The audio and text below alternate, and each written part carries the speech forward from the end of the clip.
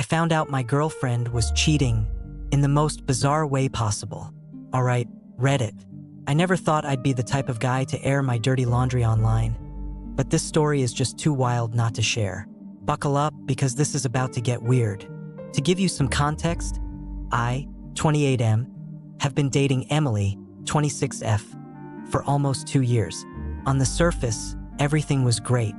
We had that picture-perfect relationship, at least that's what I thought. We'd been living together for about 6 months, and while it was an adjustment, it seemed like things were going well. You know, the usual quirks of cohabitation. I'd learned to tolerate her obsession with decorative pillows. Seriously, who needs that many pillows on one couch? And she'd accepted my love for late-night gaming sessions. We laughed a lot, had movie marathons, and were even talking about getting a dog. To me, things were good solid. But as they say, too good to be true is a real thing, and I learned that the hard way. So it was a Saturday, just a regular weekend. Emily had told me earlier in the week that she'd be going to brunch with her girlfriends. This wasn't unusual for her. She had a pretty tight-knit group of friends from college, and they'd do brunch, drinks, or shopping on the weekends fairly often.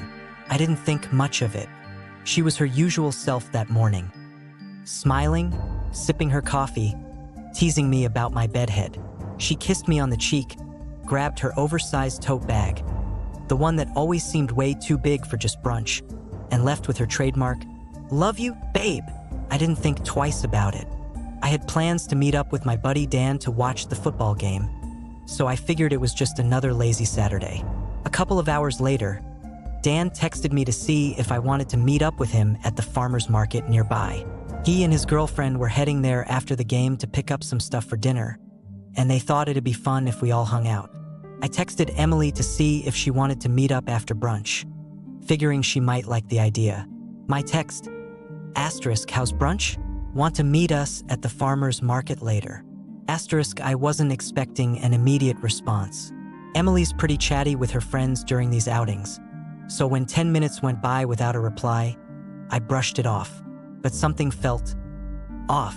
You know that gut feeling you get when something isn't quite right, but you can't put your finger on it? Yeah, that. Anyway, I didn't dwell on it. I met up with Dan and we headed to the market. We were casually walking through stalls, smelling freshly baked bread, checking out some homemade candles, when, out of nowhere, I saw her. There she was, Emily, standing by a flower stall. But she wasn't alone. At first, my brain didn't register what I was seeing.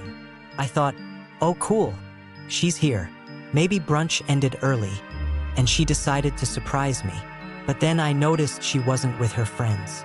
She was with some guy, and not just standing there chatting either.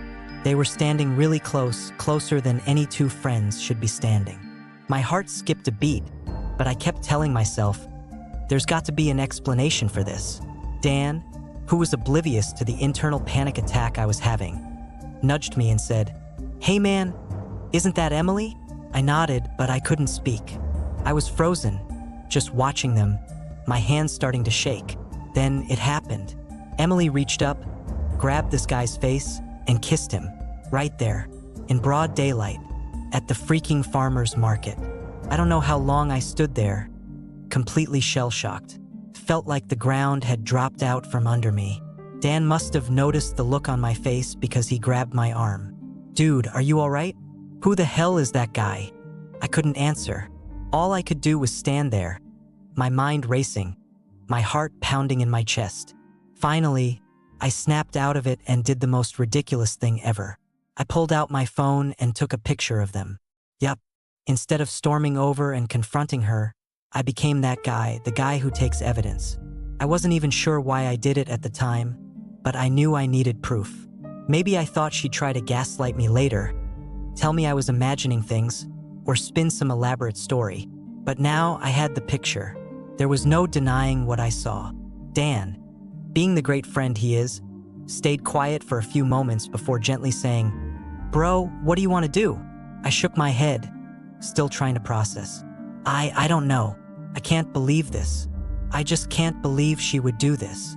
Want me to go talk to her? Dan offered, clearly ready to jump in and defend my honor, but I shook my head again. I didn't want to make a scene. Not here. Not now. I went home instead, my mind replaying that image of Emily with this guy over and over. Who the hell was he? How long had this been going on? How could she lie to my face like that? I sat on the couch, staring at the wall, feeling completely numb. I didn't even notice the time passing. It was hours later when Emily finally came home, completely oblivious to the fact that her secret was out. She walked in, all smiles, holding a bouquet of flowers, the same ones I'd seen her pick out with him. "Hey babe, I brought us some flowers. Aren't they beautiful?" she said, acting like nothing was wrong. I couldn't hold it in anymore. I stood up and just stared at her, my jaw clenched. "How was brunch?" I asked, my voice colder than I intended. Emily blinked, probably sensing something was off, but she played it cool. "Oh, it was great. We had mimosas and Julia told the funniest story. You should have been there." I stared at her, the anger boiling up inside me. "Really? You sure you were with Julia?" Her face faltered for a second, but she recovered quickly. "Yeah, of course. Why?" That's when I pulled out my phone, opened the picture, and held it up for her to see. "Then what's this?" Her face went white, like ghost white. She didn't say anything for what felt like an eternity, just stared at the screen, her eyes wide with shock. Finally, she stammered, I can explain. Go ahead," I said, crossing my arms. "I'd love to hear it." She started rambling, talking about how this guy, Brad apparently, was just a friend, and that things had gotten out of hand. She insisted it was a one-time thing, that she was confused and hadn't meant to hurt me. But I was done. Couldn't even look at her. "Emily, just stop. I saw everything. You've been lying to me for who knows how long. I'm not going to sit here and listen to you try and twist this into something it's not." She started crying then, begging me to understand. "It was a mistake. I didn't mean for it to happen. Please, we can work through this." I shook my head, feeling the last shred of my patience slip away. "There's nothing to work through. We're done, Emily. Pack your things and go stay with Brad, since you two seem so close." I left the house that night, crashing at Dan's place, and haven't looked back since. Emily tried to apologize over text for days, but I've been ignoring her. I don't care what she has to say. I'm not going to let someone who can lie so easily stay in my life. TLDR. Caught my girlfriend cheating at the farmer's market. Took a photo for proof, and now she's out of my life. Never thought I'd end a relationship over flowers and produce, but here we are. Update. Things got even crazier. Hey Reddit, I'm back with an update that I honestly wish I didn't have to share. I thought finding out about Emily's infidelity at the farmer's market was the worst of it, but things spiraled out of control in ways I never expected. If you thought the last post was wild, buckle up, because this story has more drama, a physical fight, and an unexpected twist.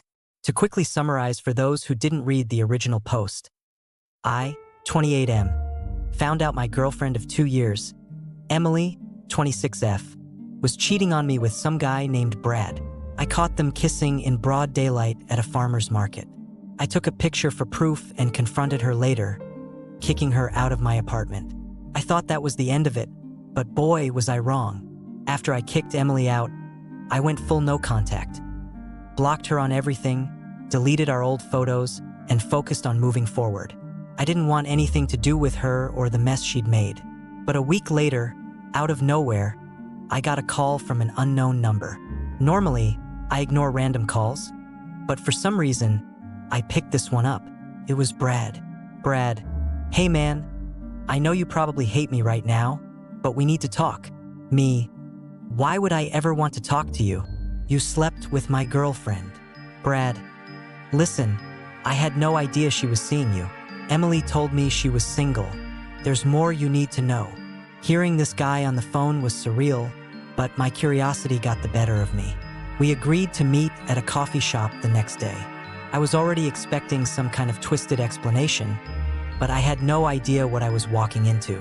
When I walked into the coffee shop, Brad was already sitting at a corner table, staring into his coffee like it held the meaning of life. He looked younger than I expected. Late 20s, fit with that overly groomed look. It was hard to believe this was the guy who'd wrecked my relationship. Brad, thanks for coming, man. I didn't think you'd actually show up. Me, I'm here because I want answers. How long has this been going on? Brad sighed, rubbing his temples before responding. I've been seeing Emily for about 4 months. I swear, I didn't know about you.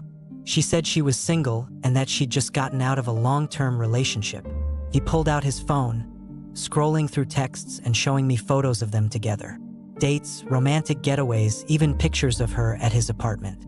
The timeline matched up perfectly. She'd been playing both of us, living 2 separate lives for months. Felt like a gut punch all over again. Brad, the thing is, I found out about you 2 weeks ago. I didn't confront her right away because I wanted to talk to you first. I stared at him, shocked. So, you knew she was cheating and didn't say anything to me? Brad, I didn't want to make things worse. I just thought, maybe you deserve to know from me first. I couldn't even be mad at him anymore. We were both victims of Emily's lies. But the real kicker, Brad wasn't just another fling. He had fallen for her. He thought they were in an exclusive relationship, planning their future together. I could see the genuine hurt in his eyes, and as much as I hated the situation, it was clear we were both in the same sinking boat. I thought meeting Brad and hearing his side of the story was the final piece of this nightmare. I'd get closure, we'd go our separate ways, and I'd never have to think about Emily again. But the universe had other plans. The next day, Emily showed up at my apartment, completely unannounced. It was late, maybe 9:30 p.m. I heard a knock on the door and was half expecting it to be a delivery. But when I opened it, there she was, makeup smudged, her eyes red from crying, clutching her phone in her hand like it was a lifeline. Emily, please, can we talk? I wasn't having it. Emily, there's nothing to talk about. You cheated on me for months. It's over. Go be with Brad. Emily, no, you don't understand. He broke up with me after I told him about us. I didn't mean for this to happen. I love you. Her words felt hollow. Everything she said felt rehearsed, like she was trying to manipulate the situation again. I told her to leave, but she refused. She started pushing her way into the apartment, sobbing, trying to grab my hand. That's when things went from awkward to chaotic. Brad showed up. Apparently, he had followed Emily from his place, thinking she was coming over to fix things between the two of us. Brad stormed in furious. Are you seriously trying to get back with him now? After everything you did? After lying to both of us? Emily turned to him, her voice rising. I don't owe you anything, Brad. I made a mistake. Okay? Just leave me alone. Before I knew it, they were shouting at each other in the middle of my living room. The tension was unbearable. Brad was getting angrier by the second, and Emily, still trying to make excuses, was pushing his buttons. Brad, you think you can just play with people's lives like this? You don't care about anyone but yourself. Emily screamed back. You don't understand. I was confused. I didn't want to hurt anyone. That's when things took a dark turn. Brad shoved Emily hard enough that she stumbled back into the wall. My instincts kicked in, and I stepped between them, grabbing Brad by the shirt. Me, that's enough. Get the hell out of my apartment. Brad, breathing heavily, looked ready to fight. He shoved me back, and suddenly we were throwing punches.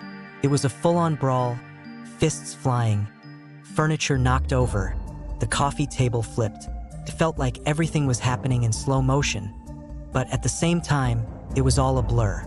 Emily was screaming, trying to pull us apart, but the rage had taken over. Before I knew it, the cops were at my door. My neighbors must have heard the commotion and called them. 2 officers burst in, separating us, and Brad was immediately handcuffed. Officer, what's going on here? I tried to explain everything, the cheating, the fight, the emotional mess, but at that point, the officers were more concerned with the fact that Brad had gotten physical with Emily. Given his history, turns out, Brad had a prior arrest for domestic violence. He was arrested on the spot. Emily, still in tears, tried to defend him, but the damage was done. Brad was taken away in cuffs, and I was left standing in the aftermath of the chaos. My apartment was a wreck. I had a busted lip, and the last shred of whatever closure I thought I'd get was gone. After everything that happened, I made it clear to Emily that I never wanted to see or hear from her again. I've gone completely no contact. She tried texting me again the next day, but I blocked her on every platform imaginable. Brad, I have no idea what happened to him after the arrest, but frankly, I don't care. He's out of my life too. The whole situation left me feeling drained, emotionally wrecked, but also relieved that it's finally over. If there's one thing I've learned from all of this, it's that trust isn't something you can just hand out lightly. People are capable of incredible deception, and sometimes the person you think you know best is a stranger with a mask.